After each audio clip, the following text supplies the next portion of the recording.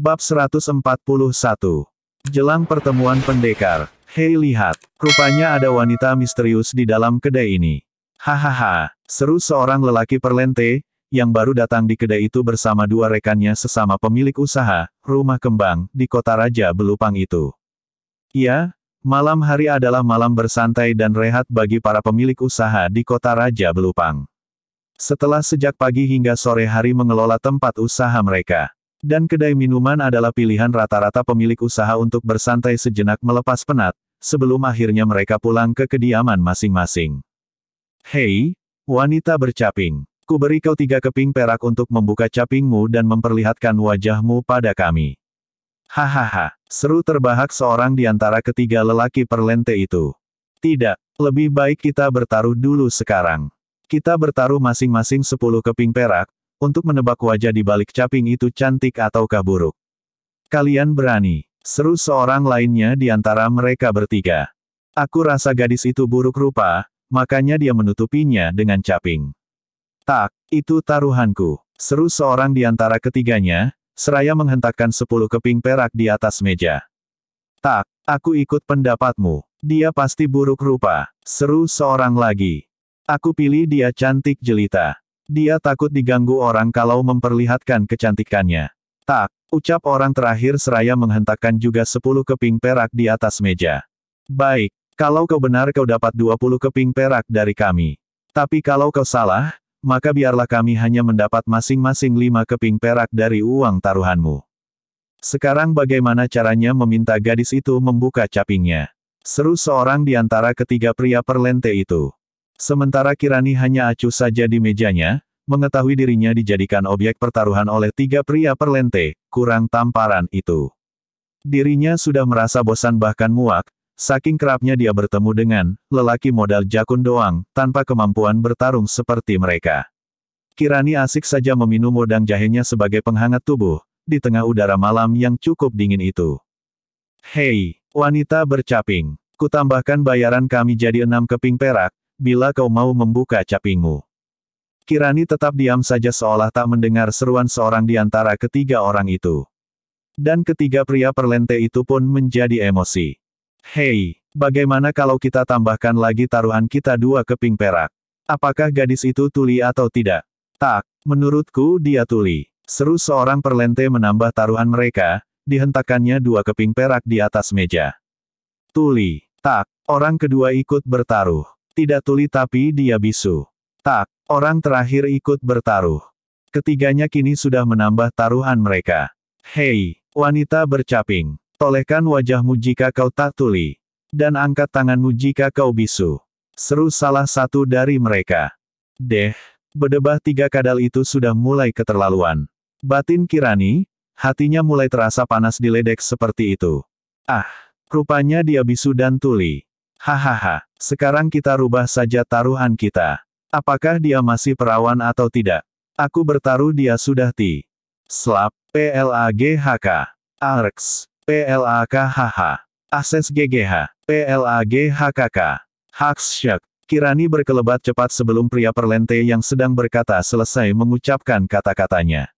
Dengan sedikit saja tenaga dalamnya dia menamparkan pria itu, lalu berturut-turut dia juga menamparkan 2 rekan pria perlente itu. Jeritan ketiga pria perlente itu menggeletar nyaring, menyiratkan rasa sakit, panas, pedih dan perih yang meraja. Beberapa gigi mereka mencelat penuh pesona, dengan pipi terasa berdenyut panas dan tebal. Ditambah lagi dengan dengingan keras merdu merayu di telinga mereka. Maka, rasa sakit mana lagi yang akan mereka dustakan? Aduhes, .shh. Ampun. Ketiganya kini merintih bersahutan di kedai itu, seraya memegangi pipi mereka yang baru saja menjadi landasan tamparan dari Kirani. Ini Pak uang pesanan saya, ucap Kirani tenang pada pemilik kedai minuman itu. Lalu dia berjalan lenggang meninggalkan kedai itu, seolah tak pernah terjadi sesuatu pun di belakangnya. Ganas juga rupanya gadis ini kalau sudah marah. *****. Sementara di Kerajaan Palapa, usai diserahi kedudukan sebagai penasehat dan panglima tertinggi Kerajaan Palapa oleh Sang Maharaja Kumbadewa, Surapati langsung menggelar pertemuan di kediaman barunya yang megah di istana. Kediaman itu memang diperuntukkan bagi orang nomor 2 di kerajaan setelah Sang Maharaja.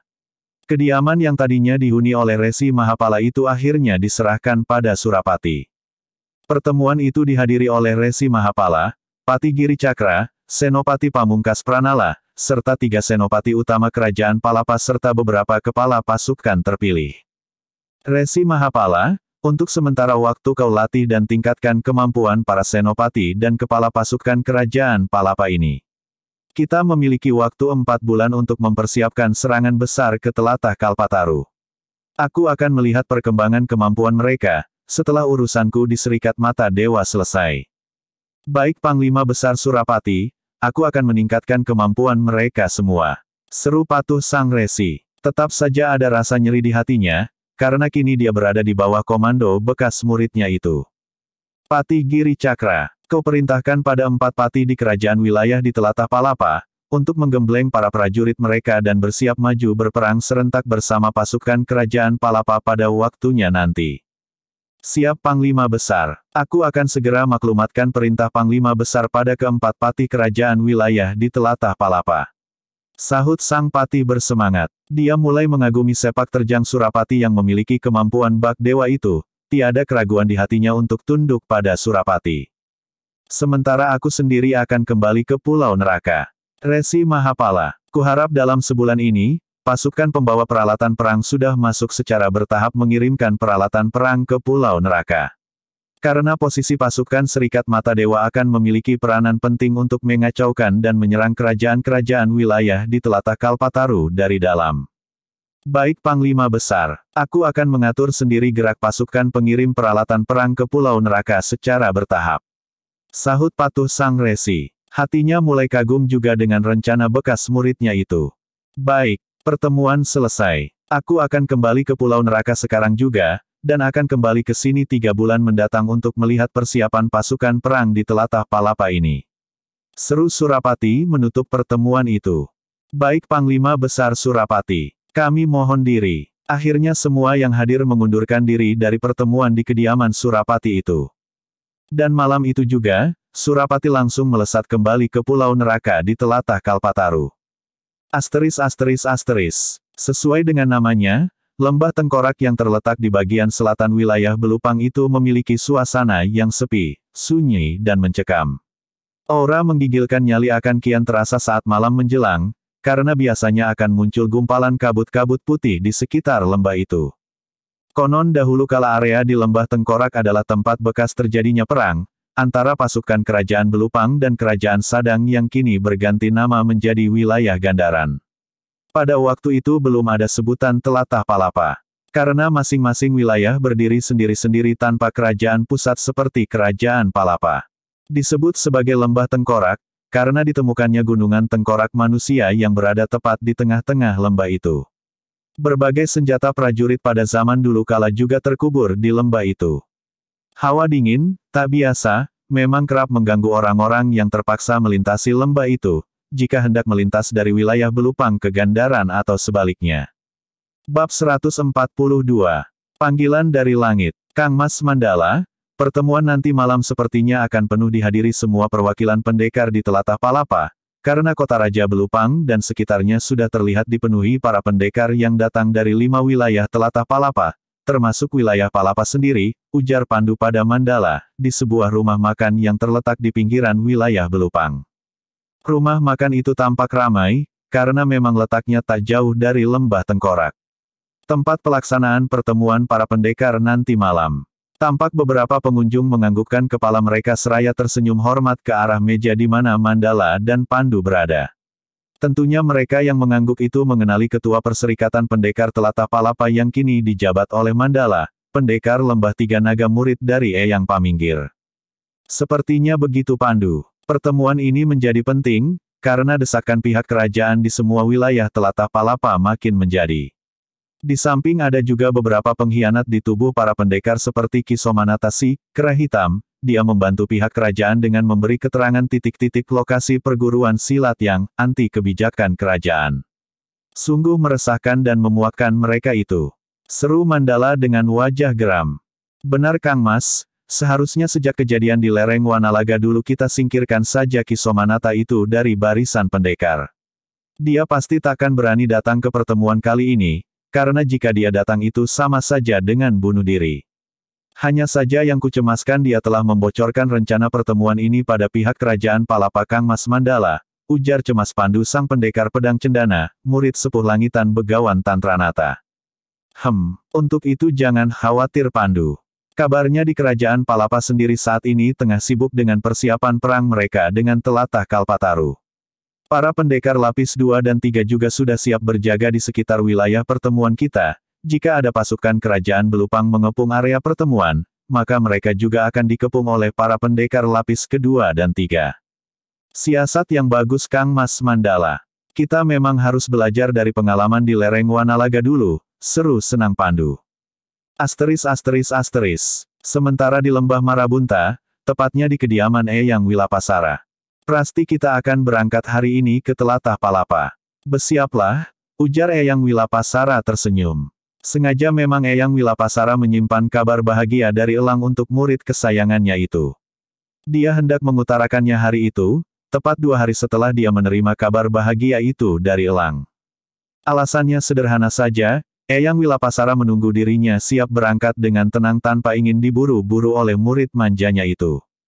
Sebab jika malam itu juga dikabarkannya hal itu pada Prasti, maka bisa dipastikan dia akan terus dibujuk oleh murid kesayangannya itu, untuk berangkat hari itu juga ke kerajaan Belupang. Hehe. Dalam Eyang Guru, apakah Prasti tak salah dengar? Seru Prasti terkejut, mendengar ucapan Eyang Wilapasara. Seketika dia menghentikan kegiatannya memilah-milah pakaian yang hendak dicucinya di sungai. Benar Prasti, kita akan ke telatah Palapa bersama hari ini, ujar Eyang Wilapasara tenang mengulang ucapannya. Baik Eyang Guru, tapi sebenarnya ada hal apakah Eyang hendak ke telatah Palapa? Seru gembira Prasti, otomatis berkelebat bayangan Elang di benaknya saat itu juga. Namun dia juga bertanya penasaran pada Eyang Gurunya itu. Kita akan menemui ayah kandungmu di sana Prasti, sahut tenang Eyang Wilapasara, senyum harus seketika terlukis di wajahnya. Ayah Prasti Eyang. Eyang Guru maksudkan ayah kandung Prasti masih ada. Sungguh bagai geledek di siang bolong bagi Prasti, saat mendengar jawaban dari Eyang Gurunya itu. Matanya terbelalak dengan wajah penuh keterkejutan, tangannya yang masih memegang pakaian nampak bergetar. Benar Prasti, Elang telah menemukan kabar tentang ayah kandungmu, dia adalah seorang pangeran di kerajaan Belupang di telatah Palapa bernama Danutama, ucap Eyang Wilapasara menjelaskan. Mas Yoga, dia yang menemukan ayah kandung Prasti Eyang. Seru Prasti gugup, kaget dan gembira bukan main mendengar kabar itu. Dia sangat percaya pada kebenaran kabar itu, jika yang mengatakannya adalah pemuda yang dikasihinya itu. Prasti langsung terdiam dengan tubuh bergetar, lalu menggulirlah sungai air mata di kedua pipinya. Ternyata aku putri seorang pangeran. Namun kenapa ayah meninggalkanku sendirian di hutan Sabah, jika dia masih hidup saat itu? Lalu di mana ibuku? Dalam batin Prasti tersirat banyak sekali pertanyaan atas kenangan kejadian di masa lalu. Pertanyaan yang seketika melintas begitu saja dalam hati dan benaknya. Benar Prasti, Elang yang menemukannya.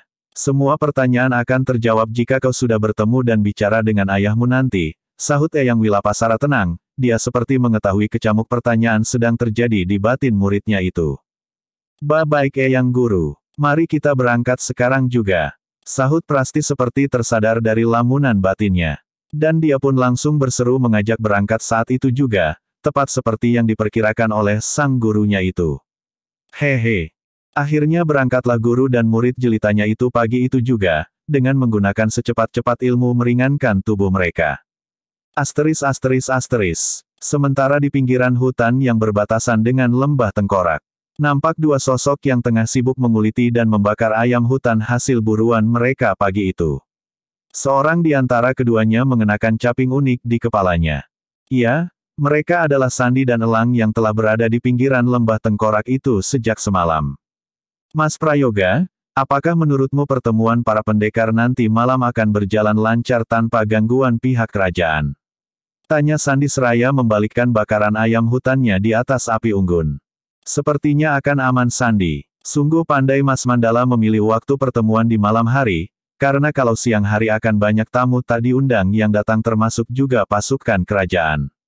Malam hari adalah saat yang rawan bagi pasukan kerajaan untuk bergerak, karena akan sulit bagi pemimpin pasukan mereka mengatur strategi di saat gelap. Kecuali kerajaan mau mengirimkan pasukan khususnya, sahut Elang. Wah, alasan yang masuk akal. Tapi kabarnya beberapa pendekar, terutama yang berasal dari golongan hitam telah bergabung dengan pasukan kerajaan Mas Prayoga. Mereka juga menjadi mata dan telinga bagi pihak kerajaan, seperti bekas ketua persilatan sebelumnya Ki Somanata si pengkhianat itu. Memang selalu ada hitam di antara putih dan sebaliknya Sandi. Selalu saja ada pihak yang mencari keuntungan di balik kemelut yang terjadi, di telatah Kalpataru pun pasti akan terjadi seperti itu. Sungguh memuakkan memang perilaku para pendekar egois seperti itu Mas Prayoga. Apakah mereka tak berpikir bahwa anak cucu, istri bahkan murid mereka yang akan menanggung akibat dari perbuatan mereka di kemudian hari? Jika keadaan telatah Palapa semakin memburuk dan susah di masa mendatang, maka keturunan mereka yang akan menanggung akibatnya juga. Hehe, kau benar Sandi. Jarang ada orang yang berpikir hingga sejauh itu, desakan keadaan keuangan, kelaparan, jabatan dan kekuasaan biasanya akan membuat orang meniadakan pikiran ke depan seperti itu. Tiba-tiba Elang tersentak, ada suara batin yang masuk begitu saja. Suara batin yang sangat jelas bergema. Elang, naiklah sejenak. Eyang menunggumu di atas, ada hal penting yang harus kau ketahui dan pelajari sebelum aku sampai. Bab 143. Jangan lewatkan. Eyang paminggir, gumam Elang lirih. Elang langsung menatap ke arah langit. Dan dia pun tersenyum gembira, saat melihat sebuah kelip cahaya di balik ketinggian awan sana. Kenapa Mas Prayoga? Apakah Eyang Paminggir berada di sekitar sini? Tanya Sandi bingung, saat mendengar Elang tiba-tiba menggumamkan nama Eyang Paminggir. Sandi, aku pergi dulu menemui Eyang Paminggir ya. Ada hal yang ingin dibicarakan Eyang padaku, sahut Elang tersenyum. Silahkan Mas Prayoga, ucap Sandi, dengan nada takjub. Edan, bahkan sekelas Eyang Paminggir pun ingin bicara dengannya. Luar biasa kau Mas Prayoga, batin Sandi. Slap, sosok Elang melesat cepat sekali ke angkasa dan lenyap di balik awan. Sandi juga sempat melihat sebuah kilauan di balik awan itu, dan dia menduga Eyang Paminggirlah pemilik kilauan terang seperti itu. Lesatan Elang ke angkasa itu sungguh sebuah level ilmu meringankan tubuh yang berada jauh di atasnya. Sandi gelengkan kepalanya. Salam Eyang Paminggir, sapa Elang seraya mencium tangan Eyang Paminggir, yang duduk bersila di atas awan dengan senyum teduhnya. Lalu Elang pun ikut duduk di atas awan itu menghadap Eyang Paminggir. Salam Elang, ada hal penting yang hendak Eyang sampaikan padamu, dan ada juga hal yang harus kau pelajari jika kau memilih jalan menetap Elang, ujar Eyang Paminggir. Maaf Eyang Paminggir, Elang tak mengerti maksud ucapan Eyang, sahut Elang terus terang. Elang ketahuilah, langit berkata akan menutup gerbang dimensi yang terbuka di atas Bukit Karang Wajah dalam waktu sebulan lagi dari sekarang. Maka kau putuskanlah dengan bijak pilihanmu Elang. Akan menetap di dimensi ini, ataukah kau ingin kembali ke dimensimu di masa depan sana, ujar Eyang Paminggir yang kini tak nampak dalam pandangan Elang. Iya, moksanya yang hampir sampai memang membuat sosok Eyang Paminggir sekarang lama sekali menghilang, dan hanya sekejap saja dia muncul kembali. Elang bagai sedang berbicara dengan sosok tanpa wujud di angkasa itu. Ah, hanya itu ucapan yang keluar dari mulut Elang. Dimensi silam tempatnya kini berada memang di luar jangkauan kemampuan dirinya, untuk menembus keluar masuk sekehendak hatinya. Karena jarak dimensi ini, terlampau, jauh, dengan perbandingan masa 1 hari di bumi sama dengan 1 tahun di dimensi ini. Jika aku memilih kembali ke dimensiku, maka namaku akan tercemar dalam sejarah dimensi ini. Aku akan dikenal sebagai penjahat mata keranjang, dan janjiku mengungkap kebenaranku adalah omong kosong belaka. Desis batin Elang. Dan bukan hanya hal itu Elang, dalam beberapa bulan ke depan, banjir darah akan terjadi di telatah Kalpataru. Serangan besar-besaran dari pasukan telatah Palapa yang dipimpin Surapati akan menghantam luluh lantak telatah Kalpataru tanpa ampun. Karena saat ini, Surapati telah memiliki sebuah pedang Raja Wali Api terkutuk dari neraka di tangannya Elang. Hanya, cambuk 7 petir, dengan jurus, cambuk 7 gerbang, yang akan bisa mengimbanginya, ucap Eyang Paminggir, dalam keadaan lenyap dari pandangan Elang. Namun sosok dan jiwanya sesungguhnya tetap di situ. Ah! Kini Elang berseru makin keras. Pikirannya bertambah berat untuk memutuskan di antara dua pilihan itu.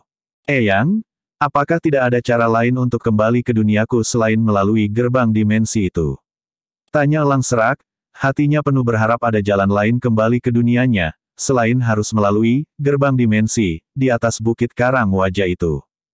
Ada Elang, tetapi tampaknya sulit untukmu mempelajarinya dalam waktu singkat. Karena untuk menguasainya bisa 2 tahun, 5 tahun atau bahkan 1000 tahun Elang. Eyang sendiri tak bisa memastikan hal gaib itu, karena itu semua tergantung takdirmu.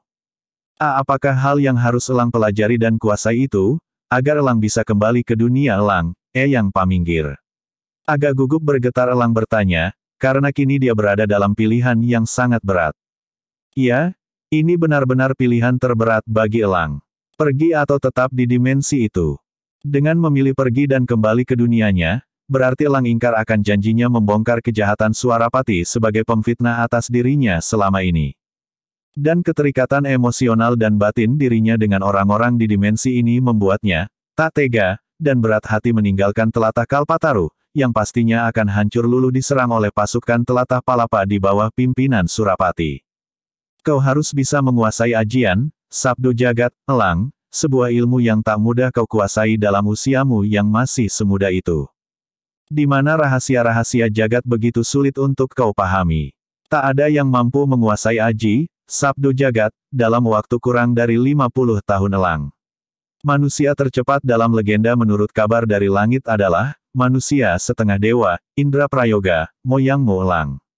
Dia bisa menguasai aji, Sabdo Jagat, di usia termuda di antara orang-orang yang telah moksa dalam legenda langit, ujar Eyang Paminggir. Baiklah Eyang Paminggir. Elang akan mencoba mempertimbangkannya dalam waktu sebulan ini. Apakah Elang akan kembali ke dunia Elang ataukah Elang akan menetap di dimensi ini? Ucap Elang akhirnya, setelah dia terkejut mendengar uraian tentang aji, Sabdo Jagat, yang nampaknya sangat sulit dikuasai itu. Sesungguhnya aji, Sabdo Jagat, bukanlah suatu jurus ataupun ilmu yang bisa dipelajari gerak atau nafasnya Elang. Kunci dari penguasaan aji, Sabdo Jagat, adalah memahami gerak semesta. Karena dengan aji, Sabdo Jagat, semesta yang luas terhampar ini bagaikan berada dalam helaan nafas dan kejapan matamu Elang. Dengan memahami gerak semesta itu, kau bisa kemana saja dan berada di mana saja sekehendak hatimu. Menembus ke dimensi manapun, sesuai dengan pemahamanmu akan gerak semesta. Intinya jadikan, semesta, berada dalam dirimu Elang, itulah kunci pemahamannya. Baik kiranya hendak, sampai, waktuku Elang, sampaikan salamku pada muridku Mandala. Jaga dan bantu awasilah dia tetap berada di jalur kebenaran Elang. Suara Eyang Paminggir terdengar semakin jauh dan agak sayup bergema, seperti orang yang telah berada di dunia yang berbeda dengan Elang. Lalu akhirnya, sepi. Beberapa saat Elang masih tertegun dan terdiam di tempatnya bersila di atas awan. Mendadak, rasa sesak, menggayuti hati dan benaknya. Berat, sungguh berat pilihan ini. Apa dan mana yang harus kupilih? Batin Elang sesak. Slap, Elang kembali melesat ke bawah, di mana Sandi telah menunggu agak lama di sana. Maaf agak lama menunggu Sandi, ucap Elang mencoba tersenyum pada Sandi. Walau kini sebuah beban pilihan berat, telah membebani hati dan pikirannya. Tak apa Mas Prayoga, sahut Sandi tersenyum maklum. Kerajaan Belupang siang itu mendapat kunjungan tamu luar biasa, telah tiba 2 orang tamu istimewa di istana itu. Siapa lagi tamu itu jika bukan Eyang Wilapasara dan Prasti Putri Pangeran Danutama yang telah puluhan tahun menghilang di hutan Sabah. Pangeran Danutama yang memang sejak kemarin kembali tinggal di kamar khusus istana, untuk menunggu kedatangan Eyang Wilapasara dan putri tersayangnya itu tentu saja merasa bahagia bukan main. Diciumnya tangan Eyang Wilapasara dan dipeluknya Prasti seolah tak akan dilepaskan lagi. Banjir air mata seketika terjadi antara ayah dan anak itu. Anakku Prasti, setengah mati ayah mencari dan menantimu selama ini nak. Terima kasih. Bersambung.